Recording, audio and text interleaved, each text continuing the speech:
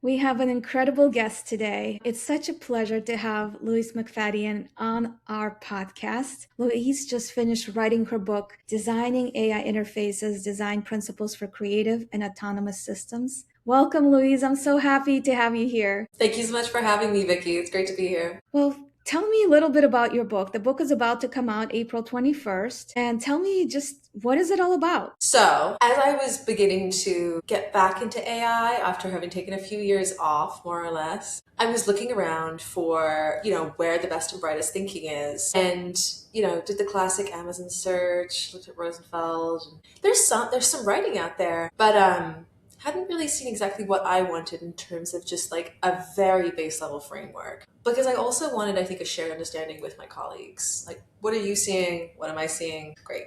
Yeah. So as I began that search, I wasn't really finding exactly what I wanted. And it sparked me to begin a conversation with O'Reilly about maybe starting to write that book. And the book itself came out of that process, which is kind of informing, I think, the structure itself. So the book is in some ways easy for me to have written because I wrote the book that I was searching for. Yeah. But it follows a three-part structure, which I make the argument has been continuous since my first experiences with AI, which was in 2018. I worked on TensorFlow 2.0 for Google, mostly around their marketing. I didn't have as much impact on the product itself, but I did have to understand a lot about the way that large language models and other AI models worked. And what I had seen was a continuous structure that we're likely to see persevere around always having an input, always having some form of computation, even if it's lightning fast, and having an output. And from there, I was able to build like a structure of the book. So we discussed the fact that even before you get to your input, you have the interface itself and what understanding that's providing you, how the user might bring preconceptions about AI to the experience itself, which is extremely common, of course. And then, things like context and intent, like how we're grasping intent through the interface. But of course, the input we're so familiar with. I always think the input is the way that you and I communicated to arrange this. The input is something that I text my mom on or my partner. Like, we know how we want to do human-style communication. So what is the difference when we're communicating with a model, and what opportunities do we have to up-level that? Is there any other way? Are we talking about on-canvas versions of this, or do we want to think about even like gesture-based inferences? People are always really interested in ways that we could modernize that. Computation, obviously really important and really interesting because computationally heavy queries take a lot longer than loading a simple web page. We've known the standards for how long a page should take to load for a long time, but this kind of disrupts that. And so what value can you present the user while they're waiting, or, what are you doing in this ambiguous moment? And how much has that changed now with models that can do things like reasoning? And how do we evaluate a task as it's taking place? And then the output, sort of make the argument that we are not actually just seeing the end of the road, even though that might be the thing you came to the model to ask for. You're really actually evaluating that based on the value going forwards. Like, what can I do with this? What is the next step? What am I going to go and send this to a friend? A lot of the time, we're actually doing human communication through a model, right? I have a query, I want to go and show it to someone. Am I sending it back to the model? And what am I going to do with this? And so I say that we go from a seed to a tree to a seed. Like, the opportunity space is housed within that output. And so it goes back on us as designers to make it super clear what is available, or make it an innovatable space to make it allow the user to do whatever they want to do with it. And then following that, that's the primary structure. Following that, there's things like feedback that we want to be thinking about, or notification systems, how often we let a user know something's happening, it's been taking a long time. But yeah, that is the primary structure of the book: input, computation, output, and we'll see how long that lasts. Well, I think the framework is very powerful. I don't see the idea of it going away, right? It's like a philosophy in a way. But I want to go, you said from a seed to a tree to a seed. And I think that's very different than we usually talk about.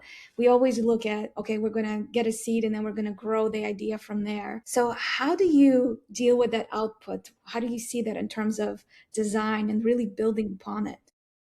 Yeah, I mean, there's so much curiosity in the field right now about the opportunity in that place, particularly with things like generative UI. We've seen that the seed can become something totally different than what we previously imagined from a chatbot. It can be, a functioning React website. It can be an STL file for a full 3D model. It can be very sophisticated. But the reality is, you're going to go and do some secondary action with that. And so you might even take it from one AI tool to another. It's very common to go and just be shifting and changing. And so we also want to make sure we're presenting on that surface something that's very interchangeable, unless you're, a proprietary system, in which case you want to keep everything very secretive. Who knows whether that's your market? But of course, it's a little bit different because we're not building a product ourselves. We don't need to constantly be growing outwards. In many ways, we want to be refining our idea and going in and creating something different. And that's the value I think AI provides in many cases. It's transformative. If you have 10% of experience, it could be the thing that pushes you forwards to 90%. And it can be the fallback to keep something going where you might have already lost confidence or stopped. So yeah, germination is kind of the analogy here. Yeah, no, I absolutely love that because, when I started doing website way back when, right, we always thought about the design and the least number of clicks. How do we get the customer from point A to point B without having them to traverse too many pages or make it as easy as possible? And when you spoke about the outcomes and building on the outcome, it's almost like you want to, that concept kind of goes away and it's more about how many times can you grow the tree? Are there more branches that you can go in and explore and to help build upon your idea that you began with, right? Totally. And it begs the idea, I think many companies have explored this, of like a node-based interface as a result. And I talk about this a bit in the book as well. I've let pros and cons of that because I think we're familiar with node-based interfaces as kind of experimental layers. Yeah. But they are useful to see in this case. And there are a few examples that I give in the book of where it can be actually really useful to put your product or your vision even temporarily into like a node-based structure. So you can do precisely that for your user to say, did you want to keep going this way? Where do you want to keep imagining? And sometimes, like even now, when I use a large language model and I get, do you want to know more? And there's like 3 questions that maybe, or 4 questions that you want to explore. And the questions are listed sometimes. I'm like, I didn't even think about asking these questions. They're just like, that's not the direction my mind would go in. Yeah. So do you see, for myself, I could just get lost, right? Like I would just like, oh, this is kind of fun. And then I'm just all over the place. How do we keep the user concentrated or even matter anymore to keep them concentrated on the task that they came to do? Well, that's two parts. It's very interesting to think, one, about the fact that we don't necessarily have to intervene in that case, right? However, because these tools are largely for anyone, like we don't have a specific task that you're following. For if we're talking specifically about tools like Claude or ChatGPT, like they aren't narrowed in on a specific task you're doing. You can kind of go anywhere, and that's like the real interesting value there, that you're just able to say whatever. However, that's also a caveat, right? Where you can dream too big. You can kind of end up going any place. And so the second part of that question, I think, comes to what the value of us intervening is as designers. Because I couldn't tell you, other than threats of things like AI psychosis, it's distinguishable when a user is continually asking questions that only go in and aren't to be sent out, right? Like aren't something where I'm making something to show someone. They're only internal. We have to ask ourselves as designers, when is a UI surface actually useful? When are we intervening in a way that's beneficial? Because you gave a really great example there, which was the buttons at the end of a query, which we see sometimes in these patterns. There's also opportunities like refining a question when an interface will show like a number of buttons you can press to say, were you thinking more like this? Were you thinking more like this? And those are all really good opportunities to guide the user, which can be a main reason you want to put that interface into your chatbot or whatever be it.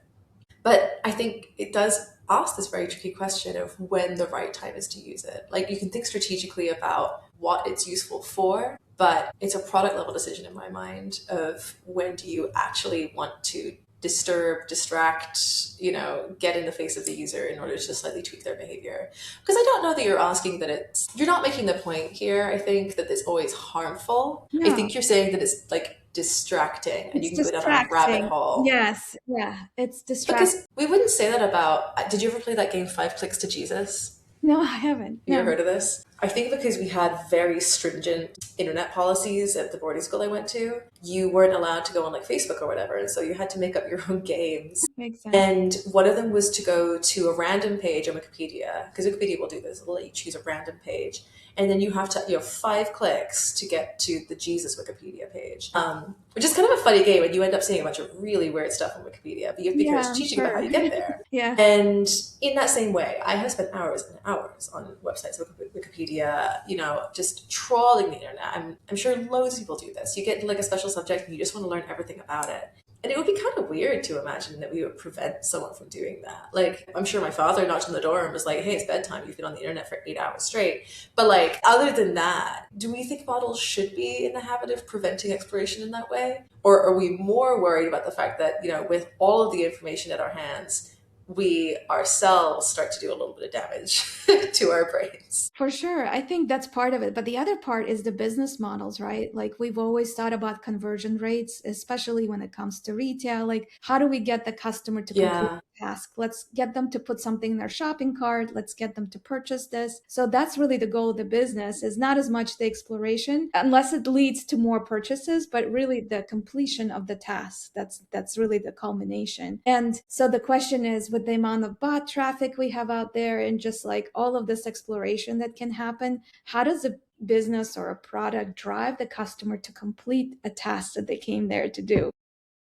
Right. Well, also you're looking at kind of the same AdWords problem that we had before with Google search, which is, you don't get to see the brand, you don't get to see, you're not within that context. And so what is the differentiator that the product is providing that you're able to indicate when you're using a model in this way? Like, I would argue that we've become cynical about advertising in general. The little that we do know about how people actually make purchases, such a thing as SERP, SERP, which is like the eye tracking pattern where people will just skip over the first few ads. And so, if I put on my like, yes, marketing is the thing that drives this hat, then yeah, I would say it's probably beneficial that we're able to have adaptive interfaces that sort of disrupt patterns like that, or that are able to pull through more information about the model itself, and they're not able to be as easily um, manipulated as in some cases like Google search queries are. But on the other hand, from the user perspective, I'm trying to think about how much their experience could be optimized and how much at risk it is by having like ads in their face, and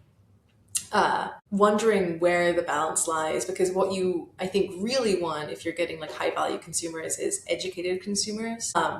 And that is something that, of course, albeit hallucinations are a real challenge, like you probably do get more educated consumers if they're going to go to a model. For, I would say, for example, look at Reddit, which has been a really important source of discovery for many products, because you see actual users talking about their experiences, and it's not in a way that's sort of like owned by the product itself. It's very organic. And in many ways, ChatGPT and Claude are able to mimic Reddit. In some cases, they pull through Reddit comments that are associated, and they provide more education to the user. So it does perhaps, I'm just going to wrap up my argument here, it does perhaps sort of give us an opportunity to have a more well-educated user when they're making purchases, but it perhaps requires a different marketing approach for the type of companies that have previously evaluated success through click-throughs. Oh, 100%. And all the customers, I spent most of my life outside of the podcast talking to different customers, especially in retail and travel space.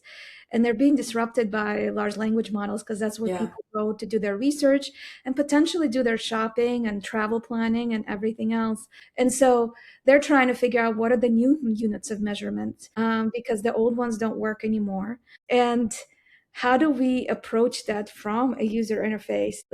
Do we lean more into our loyalty programs? Do we create, does advertising, to your point, maybe it's not an ad that we're used to seeing, but it's actually within the answer that's provided? And how does that stand out versus not stand out as part of that? How do you differentiate yourself?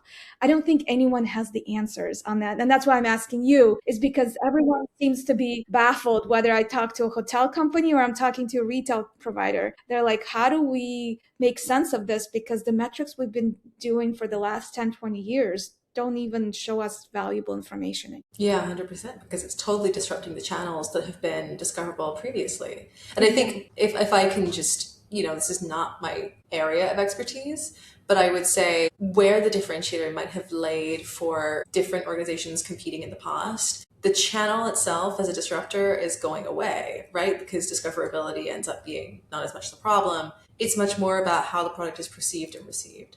And distribution is, of course, an element of this. Like we're seeing this with a lot of the vibe coded products that are like, building is now easy. Like, how do you distribute? How do you gain recognition? And I think we're also likely to see a real growth in that area of industry where very few people, I think, have made that their specific area of expertise within tech. But it's about to explode because building is getting so much cheaper and so much easier. So how do you make people aware of your product now that it's a little bit harder to only tell your own story? It is much harder. It is much harder because there's third parties, right? It's not just your site anymore. It's like you said, third party channels. In terms of travel, it could be Expedia presenting the same hotel information that you might have, right? It's your hotel, but they're getting the booking for it versus you. So there's just a lot of dynamic to it that no one is sure about. And the interface becomes so important because as a customer of that hotel brand, I feel like loyalty becomes super critical. I mean, at the end of the day, it's a price, it's a location.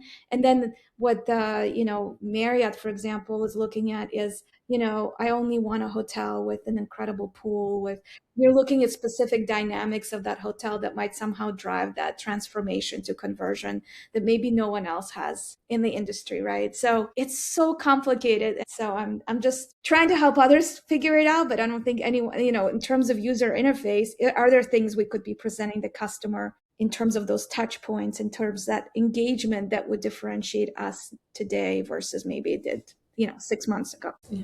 It's a very difficult one to solve. I think there's also this issue of companies that do make themselves tremendously visible becoming somewhat oversubscribed, and owning elements of the market, but then the market shifts, and it's a very difficult one to follow. I do hope that now that we're moving away from AdWords owning so much of this market, it'll be easier because just the few friends I know who work in SEO have seen this just be like a constant wheel they have to tread. Whereas if we have an experience now where users are having higher quality experiences through marketing and there isn't quite so much of just like a smoke trail to follow, that feels like a more honest reality to me from a bit of a naive perspective, I'll admit. Yeah, no, that makes sense. I think we have to reconsider everything that we've thought of before and kind of start a little bit at a blank page. Like now that the reality of experiences is so different for a human versus a bot, right? I talk about this a lot. And I mean, a lot of I think your user interfaces, you're thinking about the human component and how do we get the humans to traverse this large language models or this new experience. But the reality is majority of our traffic on the internet now are bots, and Yes. their experience is completely different than what humans are looking for. We want visuals, and we want to be engaged, and we want video, and we want to feel a part of a community. None of that applies to bots. Oh, 100%. I realized the other day that my website's completely unreadable to a bot, Yeah. which is kind of entertaining to me. Like, I kind of like that. It's Not not so just good for the yours. That's SEO. exactly what I deal with every day. Not just Yeah. yours. That's what a lot of companies are realizing right now. Well, look at this odd mystery that's been occurring in the midst of this hiring crisis we're experiencing, where people are realizing that their resumes weren't really being read because the bot process didn't enable it. And that's really confusing to me because why wouldn't you want everyone who's applying to have a totally, why wouldn't you give them that information when they're submitting? But it's a method for attrition. It's a method to like keep back a little bit more information so that you filter who's applying. Right. And these are kind of confusing experiences to me. I wonder whether when we're talking about this in general, we're really saying that in such a broad and complicated world, we already struggle immensely to make good decisions and to evaluate succinctly. And this ends up being like a hallmark of not just consumer experiences, but like personal experiences. And the models are intended to help us to simplify down. Ideally, a model is going to help you get the product you want and make the right choice and bring you consumers if you're looking for that. However, we know an experience that doesn't actually really happen. And we're really talking now about some of the fallibility that occurs. It's not just hallucinations. A couple of things. We struggle immensely to get our intent across to a model, because if we wanted to sit and explain to a model why we make certain choices, I don't personally know why I make certain consumer choices. I'm sure you don't either. Right. Um, and if I were to sit and try and explain to a model, I always give this example: how I would choose my seat on an airplane given a seat map. Like, it would take me like hours. I'll sit in the middle seat, but Yeah. only if I can get Comfort Plus. And if I can't get Comfort Plus and it's not this particular airline, I want to sit on the window seat, but I want the aisle if it's an afternoon flight.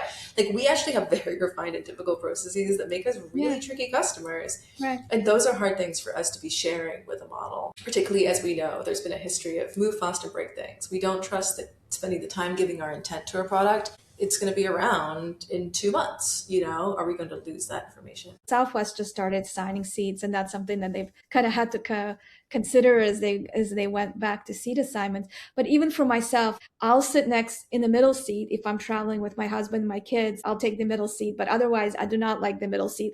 But it's just there's so many, like you were saying, preconditions to this, and a lot of it is not logical. It's just maybe emotional, right? I want to sit next to my loved one. It doesn't matter. I'll take the middle seat, no matter where it is. Yeah, like, we're odd consumers. We make Yeah. funny choices. But I think also we're dealing with the second thing I was going to bring up is, outside of hallucinations and the other issues we see with models, like RAG, discovering information from memories or documents that we've shared or behaviors is not very efficient. It's not working super well. Like, it's actually kind of one of the major problems that Microsoft is going to deal with shortly, is that, it's actually not that easy for a model to look at thousands and thousands of documents and meeting transcripts and everything and actually find the information. Because it quite quickly gets overwhelmed and it ends up having these like big gaps in its knowledge. And so when we also think about giving all of the information either on the consumer or the marketer side, we're really not getting an optimal experience from the model. It's not able to ingest or implement information, even going beyond the context window.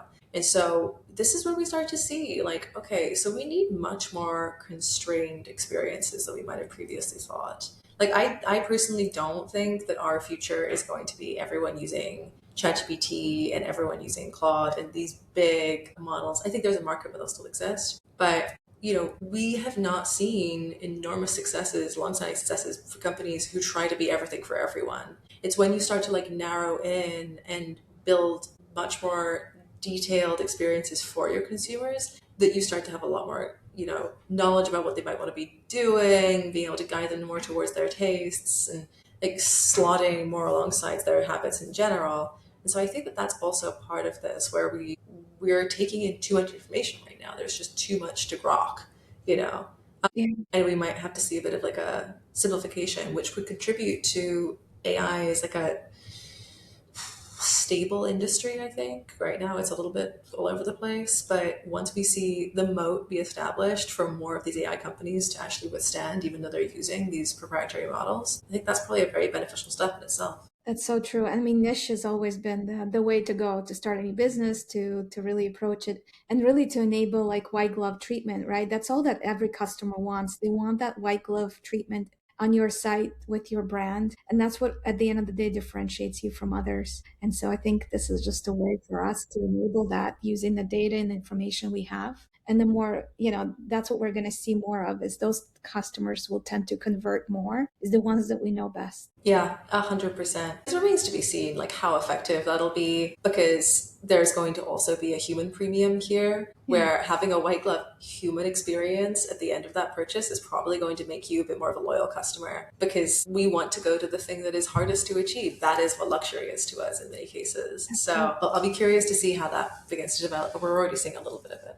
Yeah, I would love to see that as well. Louise, it's been a pleasure. Thank you so much for this time. Where can people find you and connect with you? So, if you would like to read the book, please find it on Amazon. It's Designing AI Interfaces. As I say, I'll be launching on the 21st of April. And I will be planning some events around that time. And you can follow me on LinkedIn under Louise Mcfadyen to look at those events, or on my personal website, lmcfadyen.com. Well, this has been super, super interesting. Thank you so much for your time. And I look forward to more conversations. Thank you again for having me, Vicky. This was great.